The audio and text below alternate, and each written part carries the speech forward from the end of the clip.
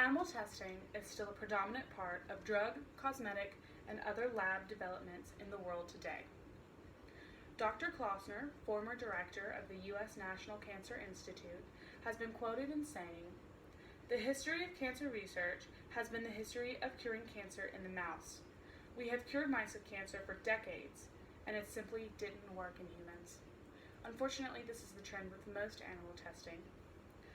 Despite this, it has not seen a decline worldwide.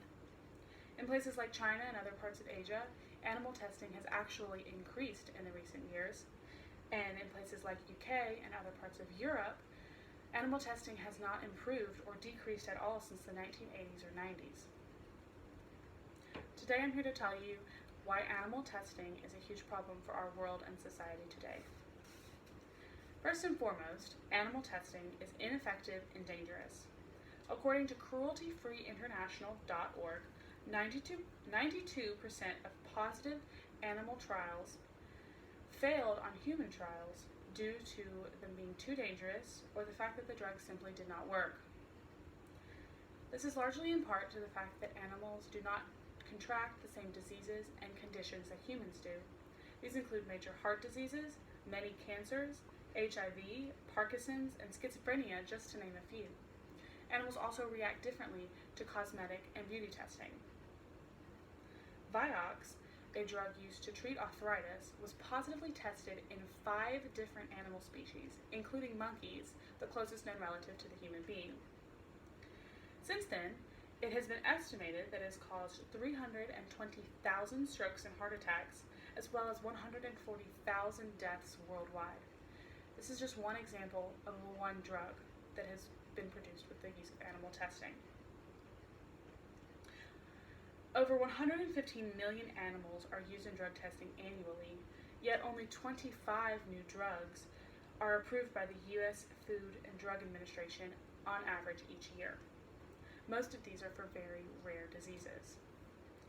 This brings me to my second argument, that animal testing is a waste of our resources.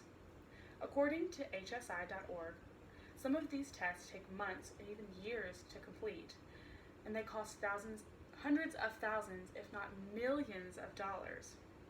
The inefficiency, inconsistency, and extreme cost of these tests make it impossible to properly test the over 100,000 chemicals in commerce today, not to mention the many combinations of those chemicals and how they affect humans.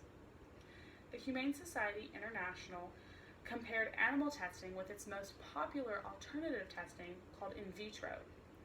In comparing the cost of multiple different types of tests with these two methods of testing, the cost difference was astronomical. For example, one of the tests that they compared was the unscheduled DNA synthesis. In animal testing, this cost $32,000, while in vitro only cost $11,500. While both of these are expensive, when you think about the fact that this is just one test and one type of test, the cost difference is extremely astronomical. Now that we understand how wasteful animal testing can be, let's move on to my final argument, that animal testing is unethical. DoSomething.org states that over 100 million animals are burned, crippled, poisoned, and abused in U.S. labs alone each year. Animals that live their life in a laboratory setting can be subject to many things throughout their life, however short it may be. This can include infecting with diseases, poisoning, skin burning, purposeful brain damage, implementation of electrodes, maiming, blinding, and other painful and invasive procedures. Many of these animals in labs are not protected by the Animal Welfare Act.